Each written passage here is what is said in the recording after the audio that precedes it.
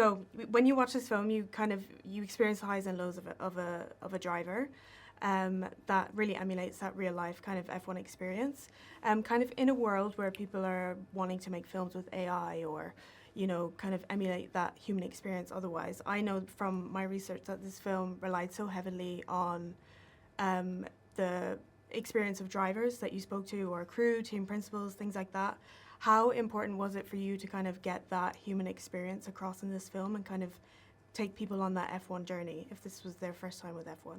Well, I think what we tried to do, since Lewis Hamilton was a 7-time world champion, of course, was our producing partner on this, and he made sure that we were honest about everything, what a driver feels. That scene on the balcony in Vegas came from him, basically, what he feels like when he's sitting in that car and everything's working properly, which is very hard to do. The key is the emotional stuff that these drivers go through, the ups and downs. Every one of them goes through it. But we had to capture that, and that's what the brilliance of Brad and Damson and Kerry and Joe and Erin Kruger, who wrote the screenplay, tried to capture within the movie. Absolutely. And as I said, it kind of shows the highs and lows. It's a very kind of real and raw portrayal of what it might be like to be a Formula One driver. This was a direct collaboration with Formula One. Did they ever come to you and say, this kind of has to be a pristine Hollywood version of what being an F1 driver might be like? Or did they say, you can show the highs, lows, you can show everything? No, they said, go do what you're going to do. Just show us what you're doing. Let us know. And I think the only thing that was a little difficult in the beginning is convincing the 10 teams that they weren't going to be villains. Absolutely. And we explained to them that, look, at F1's the only sport where your teammate is also your competitor. And that's our story. It's a story between these two drivers and how they have to be able to work with one another to achieve a common goal. Incredible.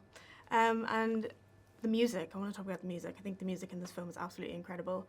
It really encapsulates the synergy between the car and the driver. Obviously, Hans Zimmer is a collaborator of yours. You've collaborated with him before. Was there any other option for the score of this film, or did you say it has to be Hans Zimmer, he's the only guy? Well, we brought Hans in. He did Top Gun Maverick for us, for Joe and myself. I've done 13 movies with him. He is brilliant. He writes the most beautiful melodies. He created the synth score that's hasn't been done for a long time, because that's the one thing that can cut through the sounds of the engines. And then he has this beautiful orchestral score.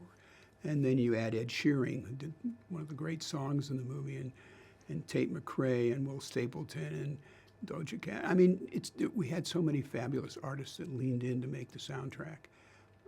We had Atlantic Records, and they brought a lot of their key artists in. But some of them, the songs didn't work for the scenes, so we couldn't use them. The songs have to work for the scenes. And Hans, really studied with us before we made the movie. And we showed him some footage from races, and he played things against it to see what would cut through. But he's just brilliant. So amazing. He's amazing. I love it. It's one of my favorite scores of the year. For a final question for you, F1 released with this kind of hybrid release strategy. It had its theatrical release, and now it's coming out on Apple TV on Friday. I actually work at an IMAX cinema here in London, so I worked the entire F1 release. I was there every day, saw hundreds of people come in, experience, this singular kind of IMAX experience. I wanted to know how important it was for you to have that IMAX release, and what do you love about seeing a film in that format specifically? Well, look, it's the best way to see the movie. I mean, it did so well in IMAX that they brought it back in August. We came out in June, had a couple weeks, and then we came back in August because the fans wanted, the fans loved it that way. But, the movie, besides being in IMAX and besides being in premium screens, it's the emotional story that we get hooked into, and starts on streaming on the 12th. But don't forget, the movie came out in June, and we made the movie for a streamer, and it's not going on streaming until December 12th. That's how well it did in theaters. Exactly. And thanks to IMAX, it just kept it alive. And hopefully we'll have another IMAX released down the line. Amazing.